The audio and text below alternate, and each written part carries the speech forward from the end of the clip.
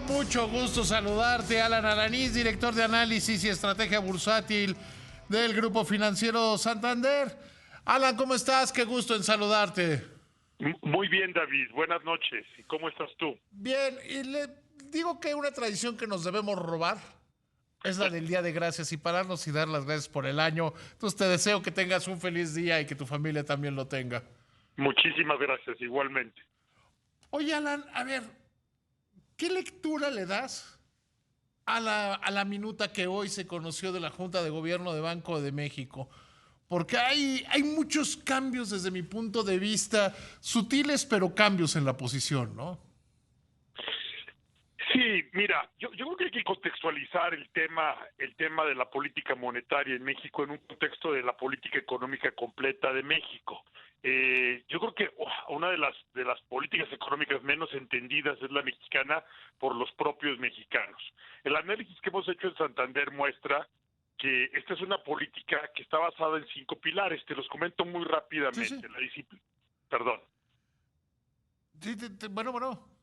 aquí estoy, ¿me escuchas? Sí, pareciera que se cortó. Entonces, es que están en 5 pilares. La política fiscal.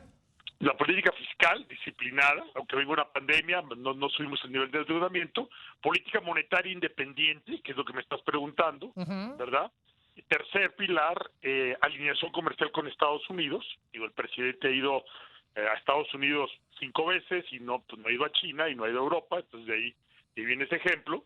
Número 3, el número 3, alineación comercial con Estados Unidos. Número 4, que es el más controversial, el sector energético es de prioridad nacional, ¿verdad? Es de seguridad nacional, y eso tiene ciertas implicaciones. Y número 4, pues número 5, establecer políticas pro mujer y pro empleado, que tenemos muchísimos ejemplos, ¿no? Como el cambio constitucional de que la mitad del Congreso y el Senado sea compuesto por mujeres, 40% del gabinete compuesto por mujeres, el Banco Central controlado por mujeres, etcétera. Entonces, una vez que se entienden estos pilares, que son muy similares a los pilares que utilizó México en los años 50, se puede contestar tu pregunta con esa óptica o con ese contexto más grande. ¿Y por qué un modelo de los años 50 o los años 60? Porque, pues, ¿en qué década, David, creció México económicamente más rápido que en cualquier otra en los últimos 100 años? Sin duda, esa es la mejor época en materia de crecimiento económico y industrialización. Uh-huh. Entonces, más que comentar sobre un tema puntual de las minutas, de lo que dijo una gobernadora o no, prefiero hacer énfasis. No, yo creo que estás haciendo estás dando exactamente lo que a mí me gustaría o lo que me gusta hacer en pláticas como esta, Alan. Excelente. Estamos para No quedarnos en la coyuntura. Exacto. Y aquí estamos para servir y contextualizar. El objetivo que tenemos en Santander es que haya un mejor entendimiento de qué es lo que está pasando y entender un poco por qué se ha incrementado tanto la atractividad de México como destino de inversión, y en particular, que es mi rol, explicar por qué la Bolsa Mexicana de Valores ha sido una de las que mejor han tenido un desempeño en lo que va del año, medido en dólares, con respecto a otros mercados en el mundo. Sí, a ver, pero entonces decías, más bien, no te quiero detener en lo que vas con alguna pregunta. Mejor sí, Alan, porque además estoy interesadísimo. Ok. Raro, pero tomaría notas. Ok, no, está bien, estamos para ayudar. Gracias, Alan. Y a tu audiencia. Entonces, a ver, ¿de dónde proviene esta estructura? Es un análisis propio que hacemos de Santander y tiene muchas ventajas. Entonces, si tú observas qué es lo que está sucediendo ahora en México, está habiendo una aceleración de la inversión extranjera directa. ¿Por qué?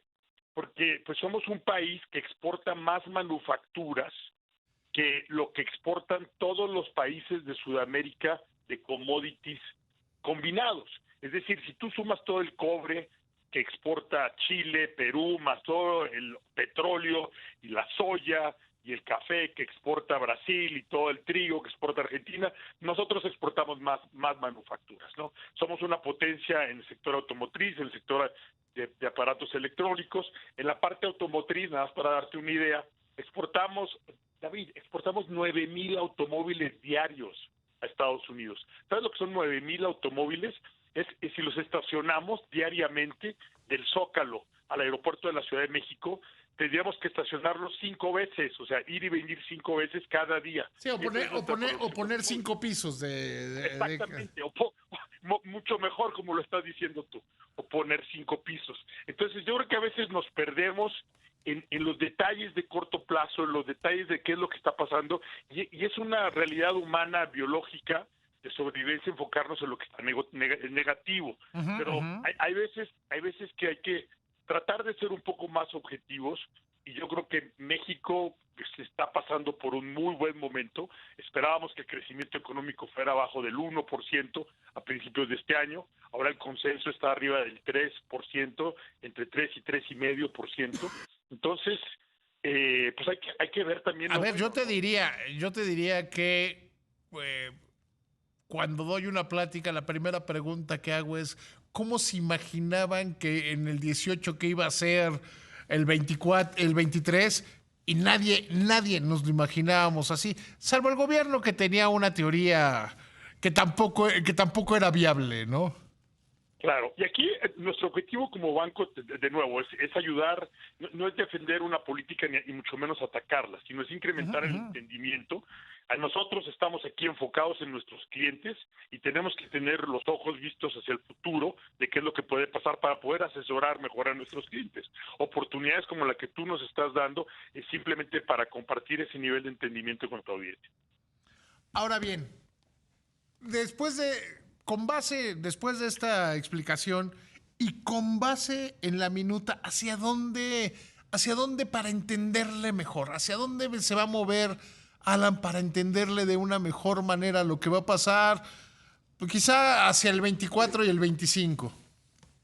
Sí, pues mira, lo que estamos viendo, lo estás viendo tú, lo estás viendo yo, llevamos un tiempo de una inflación muy alta, pero que viene a la baja. Entonces, ¿cuál es la realidad? Que México ya tiene una inflación de alrededor del 4% y que ha venido a la baja, venía del doble de eso. La actividad económica sigue fuerte, pero hay algunos indicadores que se están desacelerando. Entonces, estamos entrando en un periodo de debate muy sano entre, oye, ¿cuál es la política, cuál es el nivel que requerimos en distintas tasas de interés dependiendo del crecimiento económico que vamos a tener?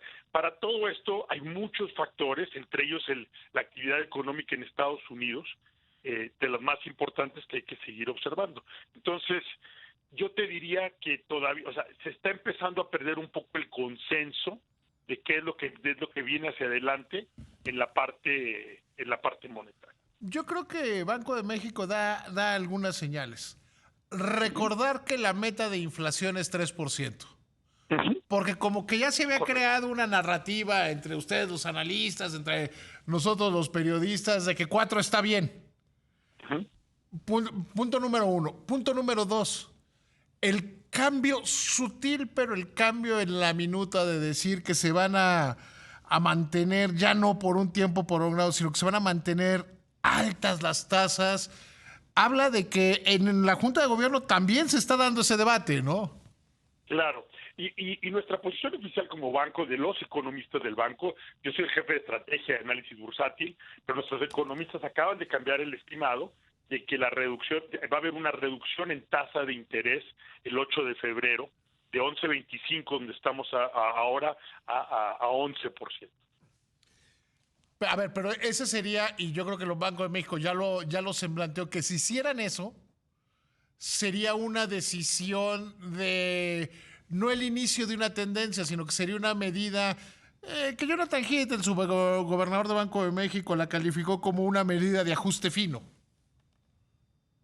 Sí, pero al mismo tiempo tenemos que seguir observando los datos de noviembre, de diciembre, de enero, etcétera. Y tú, que te estás informando muy bien a tu audiencia, tú sabes cómo ha ido evolucionando las expectativas de cómo se pueden mover estas tasas. Sí, yo creo que nos tenemos que acostumbrar, y a ver, te lo pregunto desde el punto de vista de la estrategia bursátil. Yo creo que nos tenemos que acostumbrar a tasas altas y los portafolios bursátiles se tendrán que acostumbrar a vivir en un periodo de tasas altas, ¿no? ¿Qué es lo que hemos venido viviendo? Y ese era el periodo normal antes de los últimos 10 años, cuando Estados Unidos empezó con sus tasas cero, ¿no? Entonces, hay quien dice que estaremos regresando a una normalidad. Pero más allá de las tasas altas, yo creo que hay oportunidades de inversión y nosotros queremos aprovechar esas oportunidades de inversión porque hay cambios estructurales. Mira, si me permites, uno de los cambios estructurales también que no se mencionan, como es el entendimiento de esta política económica, es qué es lo que está pasando con la formalización del empleo. Sí. El último dato del Seguro Social es que llegamos a un nivel récord de 22 millones de afiliados al Seguro Social. Nunca habíamos tenido 22 millones. Pero hay que pensar qué consecuencias tiene eso. Nosotros como bancos lo estamos analizando. ¿Qué es lo que pasa? Oye, 95% de los mexicanos tenemos un teléfono celular, pero menos de la mitad de los mexicanos tienen una cuenta bancaria. Uh-huh. Cuando tú conectas los dos puntos, es decir, hoy estamos entrando en un proceso gradual de formalización del empleo, pues mucha gente, o toda la gente que entra formalmente al mercado laboral, abre una cuenta bancaria, esperemos que sea con nosotros, estamos trabajando para que sea con nosotros, y una vez que tiene una cuenta bancaria pasan muchas cosas muy positivas. Una es que... Alan, te voy a tener que interrumpir.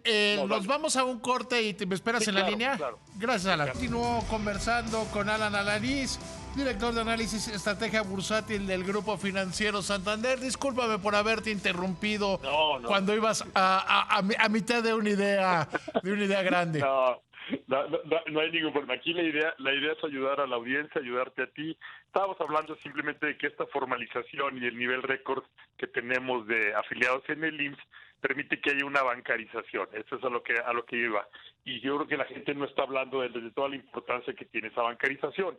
Menos de la mitad de los mexicanos tienen una cuenta bancaria cuando todos tenemos un teléfono celular. Y aquí te plantea cómo diferentes modelos de negocios. Cómo muchos bancos están utilizando esta tecnología y por el lado del gobierno, el Banco del Bienestar, que ahora hace anuncios diciendo que son el que más sucursales tienen. Pues lo que tienes es que tener acceso a los clientes, no tener sucursales. Puede existir las dos cosas como un modelo híbrido, como lo tenemos muchísimos bancos. Y yo creo que al final de Yo también creo en un modelo total y absolutamente híbrido. Uh-huh. Recientemente platicaba que mi hija abrió su primera cuenta porque ya cumplió 18 años. Felicidades. Y normalmente uno hubiera pensado una muchacha de 18 años hace una cuenta, va a ser una cuenta totalmente tecnológica. Escogí un modelo híbrido. Claro. O sea, porque tiene... Pero hay que acercarle un sistema de solo sucursales no bancariza. Un sistema que esté vinculado al teléfono sí bancariza y luego ya podrás ir a sucursal o no. Sí, y nosotros como vemos, o sea, lo que queremos es atender a los clientes como ellos quieran ser atendidos en la mejor manera. Y yo creo que es una de esas cosas que se tienen que aprovechar. Y se están aprovechando. Si tú ves el crecimiento del crédito, porque pues, no se le podía prestar formalmente a alguien que no tenía una cuenta bancaria. Ajá. Entonces, si tú ves el crecimiento del crédito este año, David, o sea, a pesar de las tasas de interés, que fue con lo que arrancamos esta conversación, en estos niveles que vamos a llamarle altos, el crecimiento del crédito del sistema mexicano está creciendo arriba del 14%. Y además, ¿sabes qué? A mí me parece más importante que crece de manera sana. Exacto. Porque si algo aprendimos a mediados de los 90s, es que prestar es muy fácil. Y es que es el individuo el que, o sea, estamos utilizando mejores parámetros para entender a quién prestarle y cómo prestarle. Con mucho mejor conocimiento del cliente. Exacto, pero además mucha gente por primera vez tiene acceso a crédito, entonces está pudiendo comprar su automóvil a través de financiamiento con nosotros Santander o con otros bancos, pudiendo comprar una casa, etcétera. Entonces, este proceso de bancarización hace que se expande el crédito y el crédito empuja el crecimiento económico. O sea, esa es una realidad. Yo estoy total y absolutamente de acuerdo contigo. Alan, me dio muchísimo gusto platicar contigo. Te mando un abrazo y que tengas un feliz Día de Gracias. Muchísimas gracias igualmente y gracias a todos ustedes. Que estén muy bien.